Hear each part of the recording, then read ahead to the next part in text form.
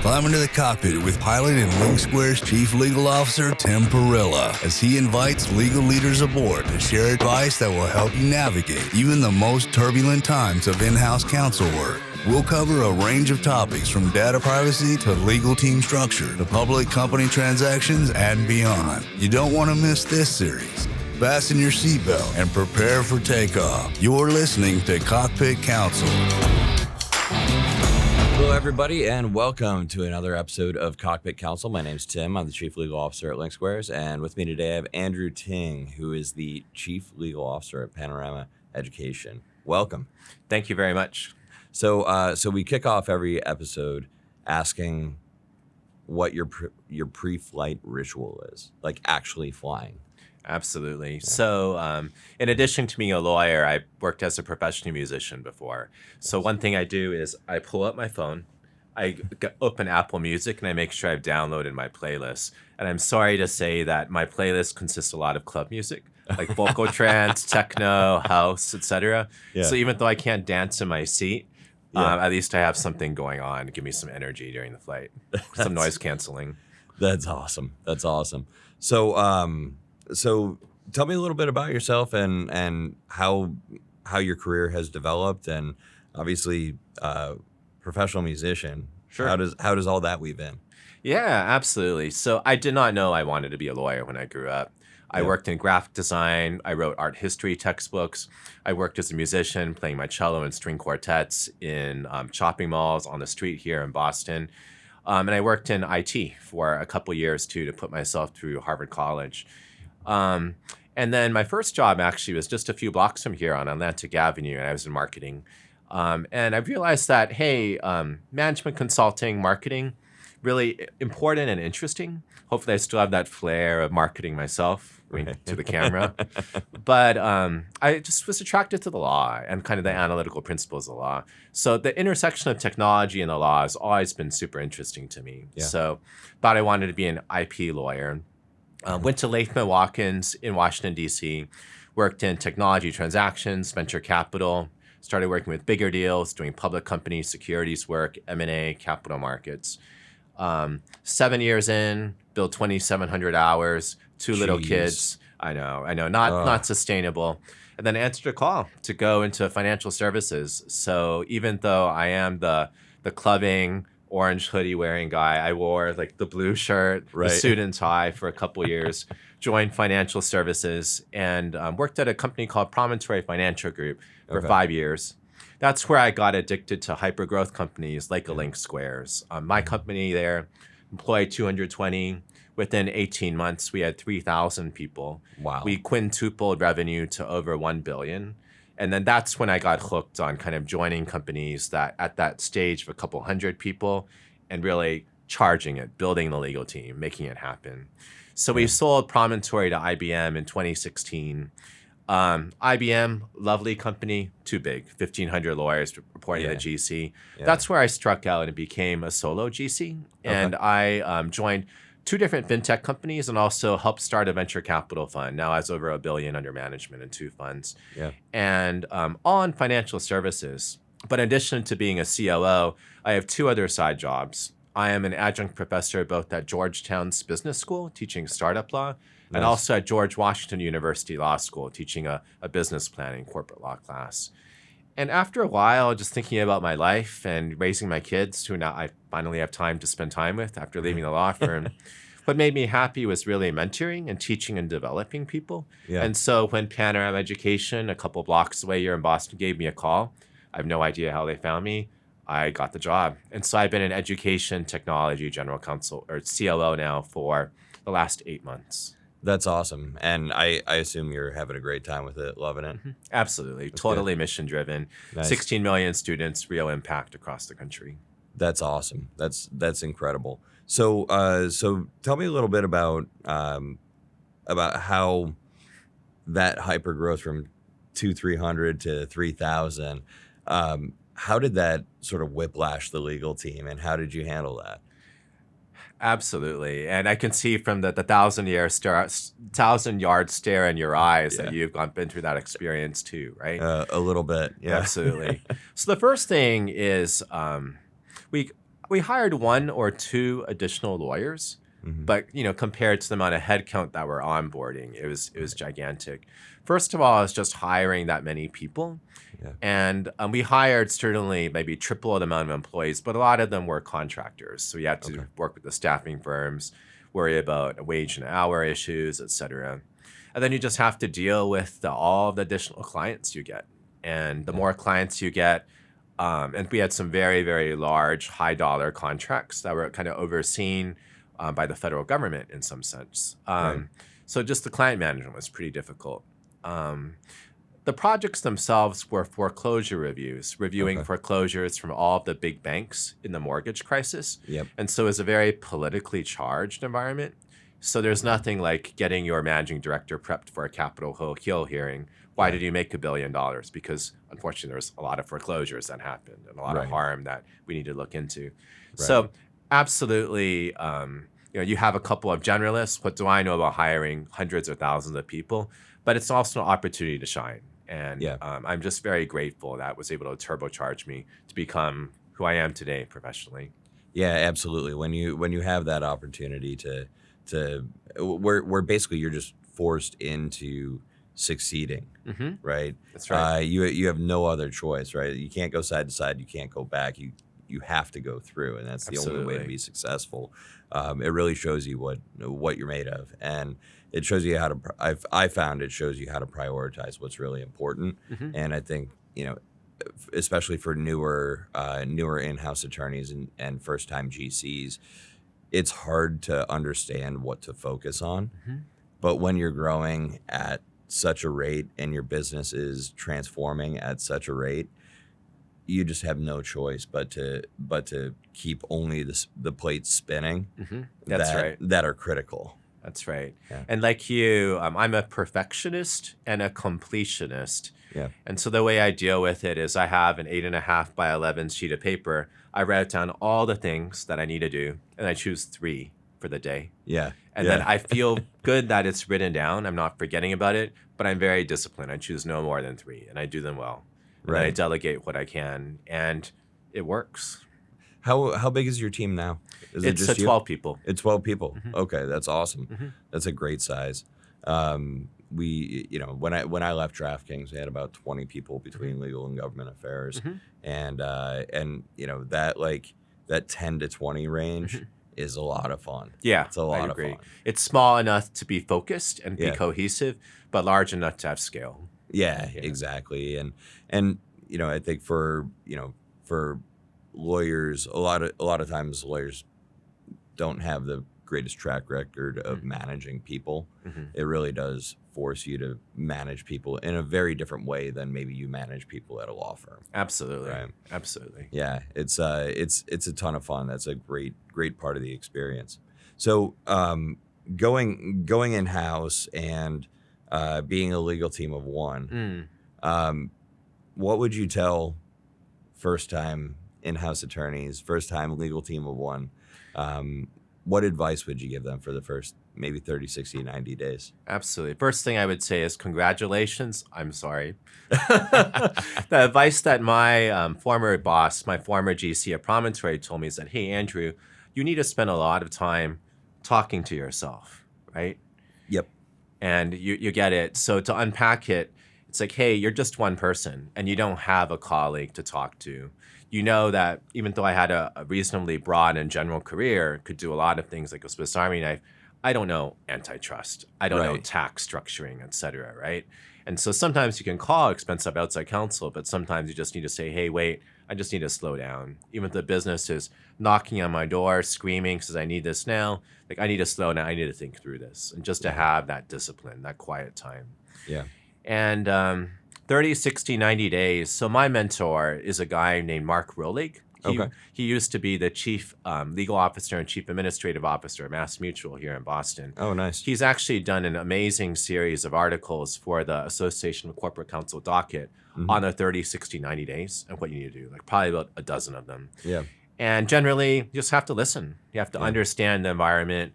You're there to bring order, but you're also there to bring order in a way that's culturally accepted. Yep. And if you're the very first lawyer there too, right, they'd be like wondering, what can you do and what can't you do? Right. So it's right. the joy of it is that you can define your role.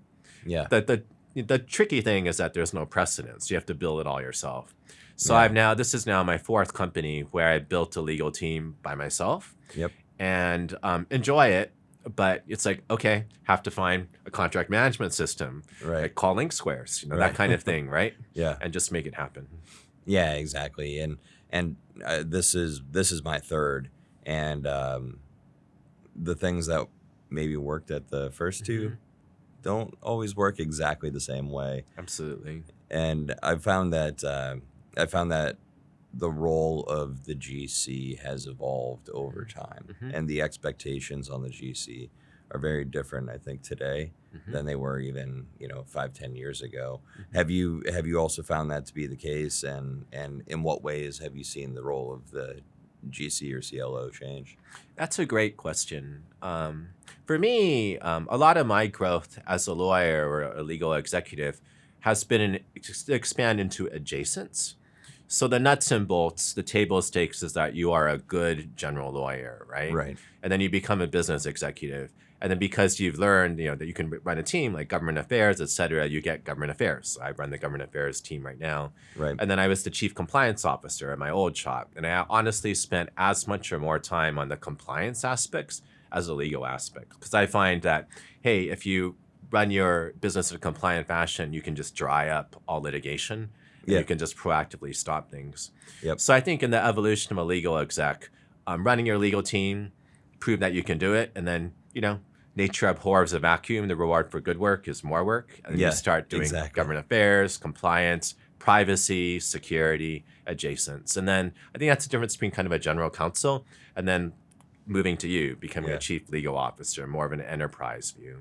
Right, exactly. And I'm fortunate enough to have a broader purview than just the legal team here. I oversee operations, Oh, wow. IT, and the people team, which is pretty interesting. I know nothing about any of those three things, but it's really required a different level of perspective, and really forced me to hone in on my people management skills, and that's something that's been a ton of fun for me. But what I've seen over my career is that it's not enough to just be a lawyer. Like, especially for like younger lawyers, be a lawyer, be a very good lawyer. That you're right, that is table stakes. Like, you have to be a good lawyer. But if you're just a lawyer, you're not delivering what you need to deliver to the company. My CEO now says it all the time. He's like, I don't care what your title is. I don't care what you call yourself. You are not a true executive if you're not bringing data to the table. If you can't quantify the impact that you're making to the business, you have absolutely no space in being on the executive team. Absolutely. I was talking to my research team just yesterday, and they leaned forward and they say, what's measured is treasured. Yeah. And then that's the whole awesome. table erupts into applause. I thought it was a little bit corny. Yeah. But what's measured is treasured, right? Yeah. And there's different companies. Like, I've worked mostly at metrics heavy companies like that. The tricky thing about legal work is sometimes it's hard to measure. Like, the risk that you mitigated so it didn't happen, right? How do you quantify that? Or efficiency, how do you quantify that? Yeah. So like a tool like Link Squares is great because you can quantify what contracts you're actually actively monitoring, negotiating, et cetera. Otherwise, it's just a lot of Excel spreadsheets and manual reporting, which isn't great. Yeah, exactly. And and I think it's important for GCs and CLOs to recognize that, particularly in your contracting process, anytime one of your attorneys actually picks up that contract and looks at it, that is a capital investment in that deal. Right. And sometimes that deal will close and sometimes it won't. Right. And, being able to come to the business and say, this is the capital investment that our team has made in terms of time, right? People hours, is just really enlightening, I think, for and refreshing for the rest of the executive team to see, like, wow, like, you come in with that kind of measurable impact, and it just instantly, increases your credibility. So. And one of the cool things about legal is it's so cross-collaborative and cross-functional. So I view an opportunity or a risk of making a good impression, right, across the whole organization. So I enjoy that. And contracts kind of sew the whole enterprise together. Yeah, absolutely. So maybe getting back a little bit to the hypergrowth. So you come in, you set up process. Sure. This is how legal teams interact with the business. This is how the business interacts with the legal team. Did you experience any challenges, going from 300 to 3,000, where you thought you had a process in place, you thought the organization knew the process, and then there was a breakdown, and then how did you fix it? I did my diligence before I chose my first in-house job. So the CEO actually used to be a Covington and Burling partner, and also a former government regulator. So if anything, the legal department was firmly in control, widely respected. And he had created a culture of compliant rule followers, which was great. Granted, extremely demanding customer service. And I think that's a differentiator between folks like us and folks who don't get off the ground floor, is that you connect with your clients and their needs. Right. But on process, you build the ship as you're sailing it, or the pilot analogy, you build the plane as you're flying it, which is a scary, scary thing. Yes. Yeah. And there's always processes that flex. I wouldn't say break. Okay. And then there's more complexity. Like, for example, we also worked on 5 continents, right? And we're constantly expanding. I set up our China subsidiary, and rules are very different. Cultural mores are very different. Local partners you may be forced to work with are very different. Like, we worked with a lot of foreign governments, like the State Bank of Pakistan has very different procurement processes than the Federal Reserve in South Africa, right? Sure. You just kind of have to roll with it and change your S's to Z's when you're working on the South African contract. Right. I find, I'm pretty flexible. I'm a improv musician. I actually am fine, like, just doing my thing on a podcast or on the street. Yeah. That being said, you have to have some regularity and order. And I think that tension as a chief legal officer, offering growth for the business to kind of flourish and find itself, but also having consistency and predictability and internal controls. That's the generative tension there. Yeah, absolutely. So, Professor, let's talk a little bit about that. It took a couple years before I got used to being called Professor Ting, but I am Professor Ting. That's awesome. I love it. So let's talk a little bit about teaching at the law school. Sure. Let's talk a little bit about the class that you teach, overall, sort of overall subject matter, and then maybe some of your experiences around how dealing with students has helped you in dealing with sort of your in-house legal team and your business stakeholders. Awesome. I'll talk my law school class. I teach it for 3 hours on Monday nights. And my goal is to teach my students everything I wished I had known in law school. I grew up middle class. I didn't know any lawyers. I didn't know how to interact with legal clients. Right. And so my class, no paper, no final exam. It's all group projects, presentations to a client to start a business, and then a memo, a very pragmatic memo, citations optional.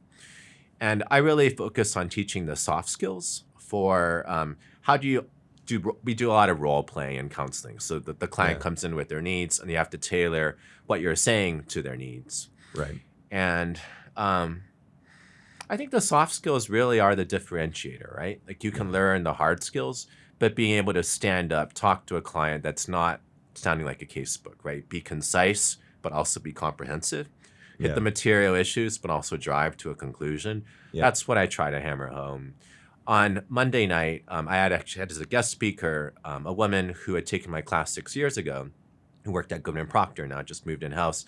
And she said that basically, look, I just spent 3 years at the law school. The only class that was useful to me when I started practice law was this class, because it actually taught me how to speak to people and how to write in a pragmatic fashion. Dealing with students, I think being a lawyer sometimes is karma neutral to negative. So I feel like I'm helping folks. Like, I was talking to Alyssa in your marketing department earlier today about how one of my students just got a job, and she just emailed me overnight, said, "Hey, thank you for helping me get this job at Capital One. So glad that you were able to coach me for the interview, introduce me to people there, and it's life-changing for my career." Yeah. I've had a couple of folks I've been able to help at, various decision points, and that feels really good. That's awesome. Mm-hmm. That's great. It's got to be a really rewarding experience to shepherd students in that way. I think that's been the toughest thing that I've heard from a lot of attorneys, is like being able to interact on a business level, mm-hmm. and like understanding that you actually have to drive to that conclusion. Like you have to have a position. You can't just tell people what the law is and expect them to make their own decision. You have to have a view on it.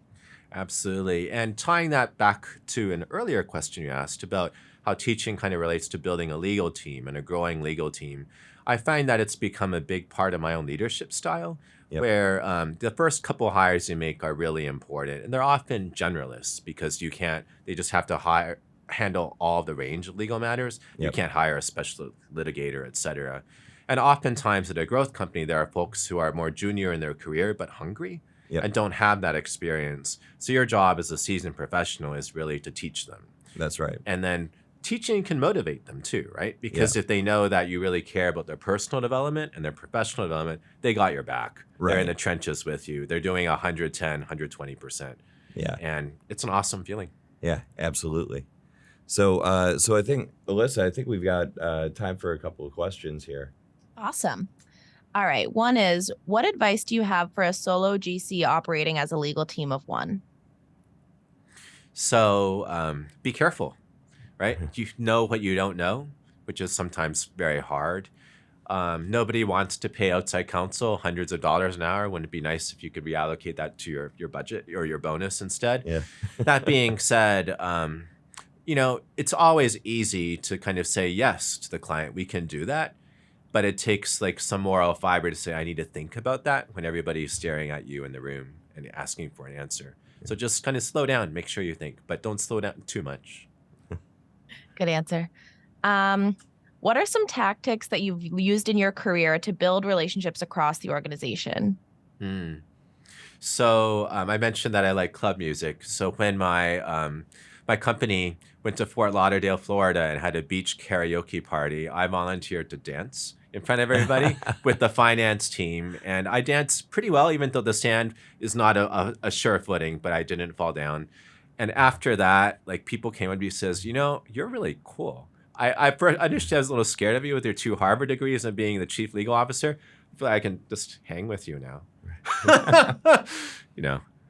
A marketing tactic. That's a great way to break the ice. All right. This is a good last one. Any mindset tips for a lawyer starting at their first in-house gig?